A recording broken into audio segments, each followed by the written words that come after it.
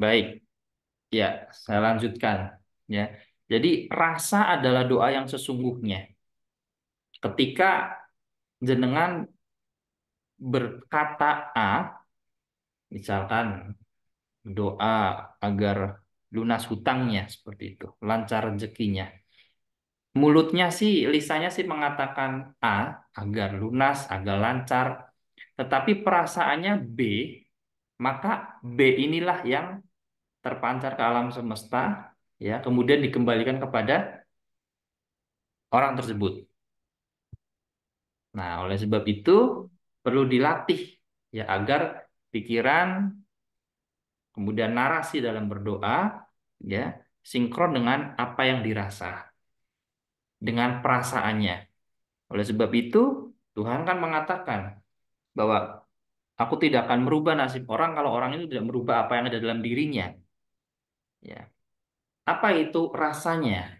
Jadi dihadirkan dulu. Seolah-olah yang diinginkan, yang dibutuhkan itu sudah hadir dalam hidup panjenengan. Oh. Mau uang, mau barang, mau hajat apapun, ya, itu dihadirkan dulu rasanya, ya, dihadirkan rasanya seolah-olah sudah datang, seolah-olah sudah tercapai, seolah-olah sudah hadir.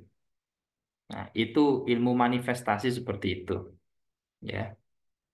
Nah, karena pada akhirnya apa? Akhirnya kita sendiri yang kemudian menolak doa, membuat doa itu tidak sampai. Karena apa? Pantarannya paradoks. Orang berdoa, Robbi firli wa habli mulk misalkan. Allahumma kfina bihalalika haramik. Wagnina bifadlika aman syia. Doa supaya lunas hutang. Tetapi perasaannya itu nggak yakin. Perasaannya itu merasa kurang, merasa tidak bisa, merasa tidak mampu. Maka yang terpancar, jadi kalau di penelitian itu Bu, gelombang listriknya itu 5.000 kali lipat lebih kuat getaran di dada daripada di gelombang otak. Nah, yang berikutnya adalah tidak melekat, ya, tidak melekat. Clue dari awal itu kan disampaikan untuk jangan melekat pada masalah proses dan hasil. Berdoalah sedetail mungkin, boleh meminta, boleh, Tuhan suka kok. Ya, Allah suka itu. Tetapi jangan maksa. Boleh ngotot tapi jangan maksa. Masuk ya, paham nggak kira-kira nih? Boleh ngotot, Contohnya gimana? detail. Anda misalkan berdoa minta uang 10 juta, ya. Oh.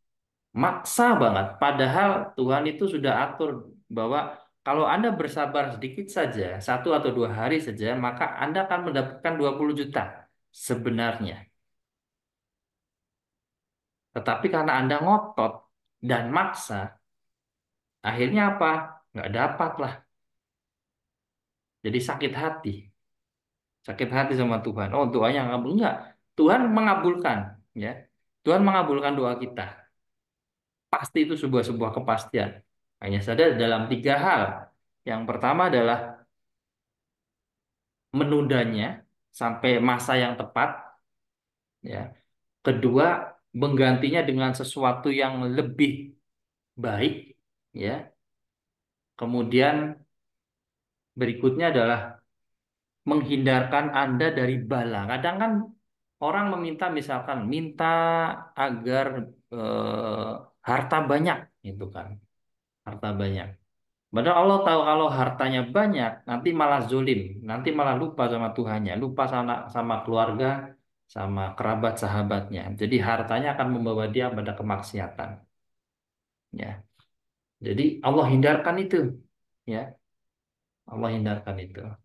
Kemudian juga Allah akan hindarkan dari bala-bala yang lain, Ibu. Ya, dari penyakit, dari kecelakaan. Ya. Maka itulah, oleh sebab itu kita selalu minta kepada Allah agar kita bisa sampai pada hikmah dan ibrah dari setiap doa yang dipanjatkan pada Allah Subhanahu wa Ta'ala. Bisa diterima kira-kira? Iya, iya, iya. Ya, jadi masalahnya adalah orang itu seringnya detail, ngotot dan maksa. Boleh ngotot tapi jangan maksa karena Allah tahu mana yang terbaik untuk hambanya. Jangan suka memaksa, jangan mengatur Tuhan. Ya, jadi kita minta seperti perumpamaan anak panah, ya panah kita sudah apa sudah bidik, kemudian kita tarik kita lepas. Kalau kita nggak lepas kan tidak kena sasarannya. Hmm. Kayaknya kemarin itu sudah pokoknya setiap Senin sama Kamis itu ada Bu ya tentang energi vibrasi doa. Bagaimana doa bisa batal, tidak jadi naik, bagaimana kita sendiri juga yang keliru ya dalam memahami sifat dan hakikat doa itu sendiri. Bisa diterima kira-kira Bu? Iya, iya, iya. Nah, maka sebenarnya puncaknya adalah kita selalu ada pada vibrasi atau perasaan penuh cinta, syukur, makmur, berlimpah. Di dalam hukum semesta atau sunatullahnya bahwa alam semesta tidak menyukai kekosongan. Sesuatu yang kosong itu pasti dialiri, ya. Tapi, ya, kerap orang itu tidak mau mengosongkan diri atau sesuatu yang kosong itu diisi dengan sesuatu yang negatif seperti kekhawatiran, rasa gundah, gulana, cemas, was-was dan sebagainya, ya. Sehingga itu yang lebih dominan terpancar dan alam semesta akan kan law of attraction ya, kemiripan menarik kemiripan. Nanti alam semesta akan memberikan sesuatu hal tersebut yang lebih banyak lagi. Ya. Maka kadang lucu, ada orang yang kemudian mengatakan aku gundah gulana cemas dan sebagainya. Karena sesungguhnya kalau seseorang itu memahami bacaan, ya, memahami hakikatnya juga, ya artinya, contohlah Bismillah, ya. Ibu mengatakan Bismillah, bahkan belum Rohman Rohim ya, baru Bismillah saja.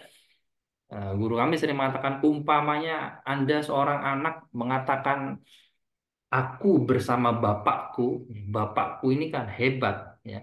Maka yang muncul adalah tidak takut, tidak khawatir, begitu ya. Nah, ini kita Bismillah, aku bersama Allah. Dilanjutkan Bismillahirrahmanirrahim. Aku bersama Allah yang Maha Rahman Rahim.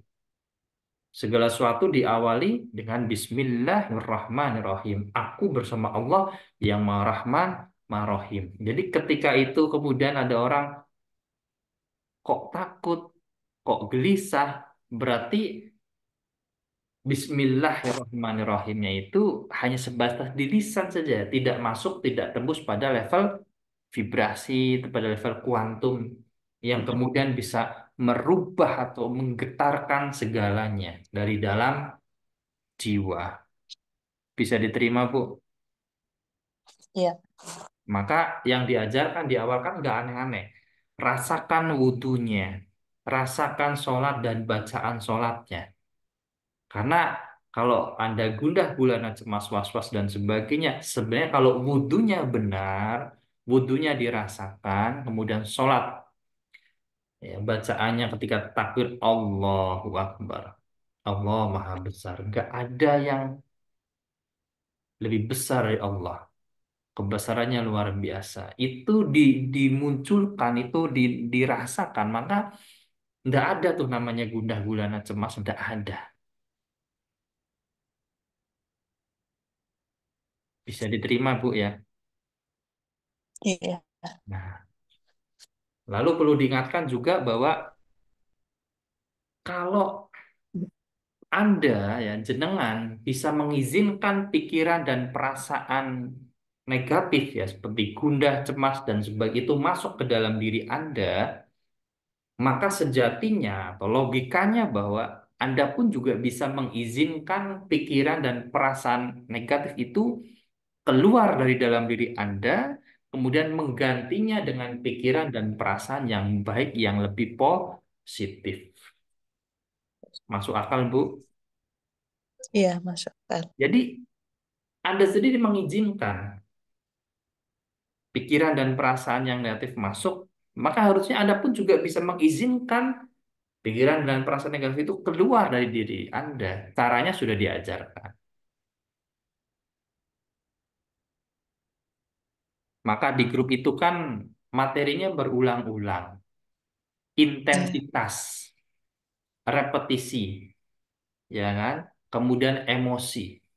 Dalam bahasa sederhana, pikiran dan perasaan apa sih yang sering muncul?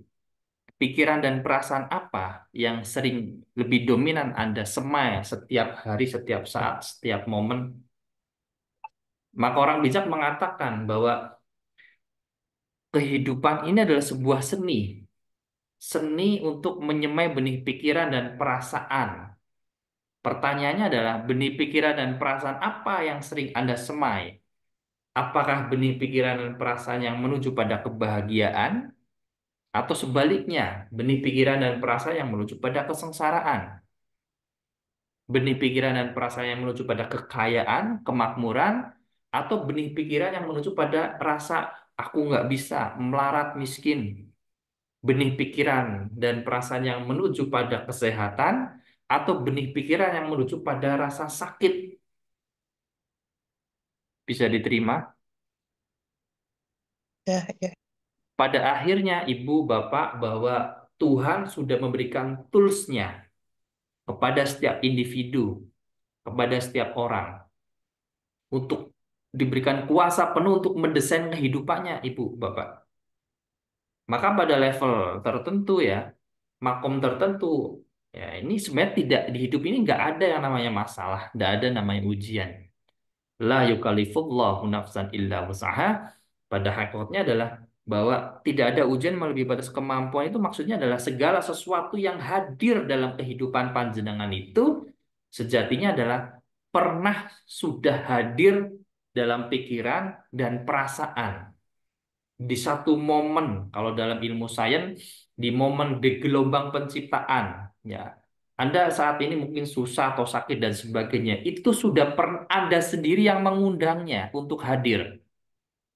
Pernah sudah Anda di masa lalu ada sebuah pikiran dan perasaan yang mendominasi, dan itu muncul ketika ada di dalam gelombang penciptaan. Gelombang penciptaan itu apa? Kalau di bahasa sains ada gelombang alfa theta. Secara manusiawi, secara alami, gelombang itu muncul ketika mau tidur dan bangun tidur. Jadi, apa sih pikiran dan perasaan yang sering Anda semai ketika Anda mau tidur? Itu yang akan terpancar ke semesta. Itu yang akan hadir dalam hidup jenengan. Maka diingatkan kan hampir setiap malam, ketika mau tidur, PR-nya dua. Pertama, bersihkan emosi-emosi negatif ini, marah sama orang, marah sama pasangan, jangan sampai. Rasulullah udah ajarkan itu dengan doa zikir amalannya, iya kan? Nah, setelah Anda merasa bersih dari pikiran dan perasaan yang negatif itu, yang kedua adalah Anda hadirkan pikiran dan perasaan yang baik, hal-hal yang ingin Anda hadirkan dalam hidup Anda. Ingin apa? Ingin hidup makmur, ingin hidup sehat, lunas hutang, hubungan baik, banyak teman, bisnis lain. Hadirkan pikirannya, hadirkan, kemudian masuk pada level rasa. Rasanya hadirkan berulang-ulang sampai Anda terlelap tidur. Bangun tidurnya langsung. Doa bangun tidur itu apa sih? Diawali dengan apa? Bangun tidur, Alhamdulillah kan? Ya kan? Nah, bangun tidur itu penuh puncak, ada di puncak rasa syukur. Penuh rasa cinta, syukur, makmur, berlimpah, bahagia. Ya. Dan membuat komitmen kepada diri, distimulasi pagi, ya, agar apa yang sudah Allah anugerahkan kepada kita, apapun keadaannya saat ini, kita syukuri, lalu tidak hanya sebatas lisan saja, kita kemudian membuat komitmen untuk jadi berkah, saluran berkah untuk banyak orang. Punya harta, Sumbang harta, punya ilmu, sumbang ilmu, punya tenaga, sumbang tenaga. Jadi mental creation yang kedua adalah Anda sudah kaya, Anda sudah makmur, Anda sudah berlimpah, Anda sehat. Karena Anda sehat, Anda kaya, Anda makmur, Anda berlimpah, maka Anda berbagi. Masuk sampai sini? Bukan karena Anda berbagi karena Anda merasa belum mampu, sehingga kemudian minta sama Tuhan. Aku berbagi, aku bersedekah agar supaya berarti kondisi saat ini adalah Anda belum dapat, belum makmur, belum kaya, belum berlimpah. Sehingga Anda berbagi dengan syarat minta. Paham? Masuk ya?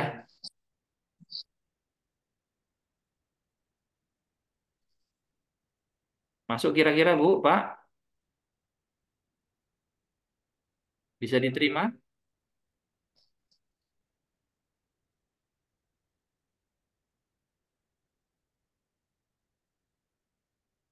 Silakan jika ada pertanyaan lagi, monggo.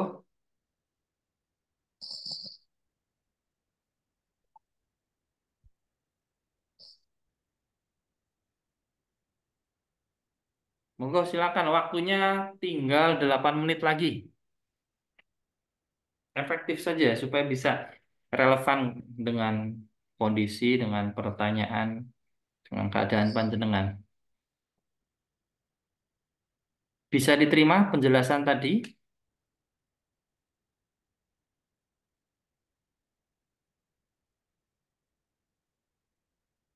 Halo?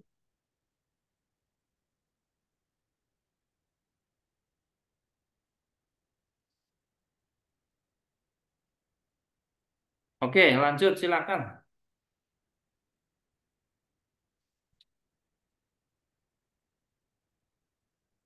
Silakan jika ada pertanyaan lagi.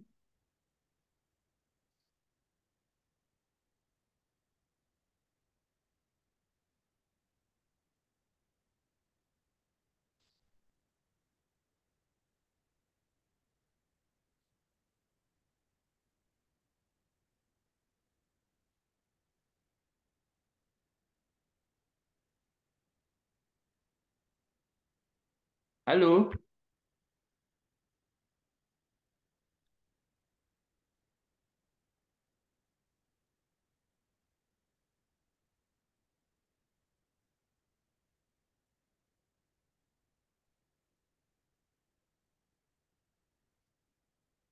Monggo Ibu, Bapak, waktunya tinggal 7 menit lagi. Ada yang mau ditanyakan?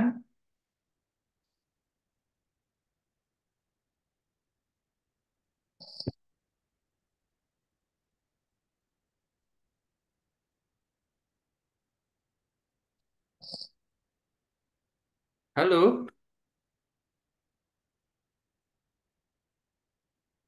Silakan Ibu, Bapak, manfaatkan waktunya. Tinggal 6 menit lagi. Kalau langsung begini kan enak.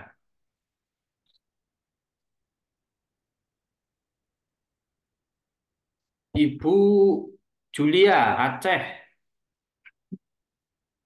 Bu, segera Bu, berpartner Bu ya. Ini yang yang next live itu Bu, filter air itu.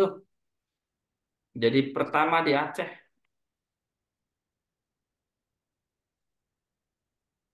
balik modal cepat, untung juga cepat, ya. Insya Allah berkah barokah, berlimpah, Insya Allah Ustadz. Insya Allah. Monggo silakan jika ada yang mau ditanyakan. Waktunya 5 menit lagi.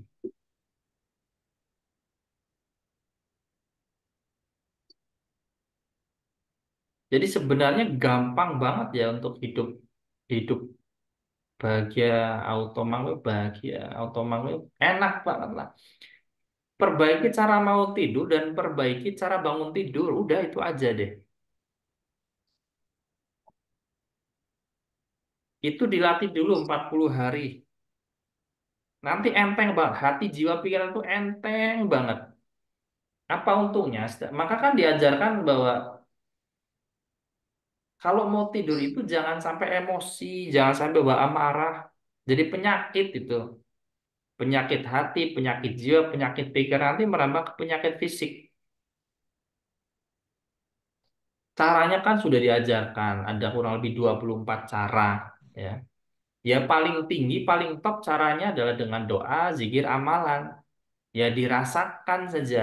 Anda membaca A'udzubika limatillahi tammati min syarri ma khalaq atau membaca A'udzubillahi minasyaitonirrajim.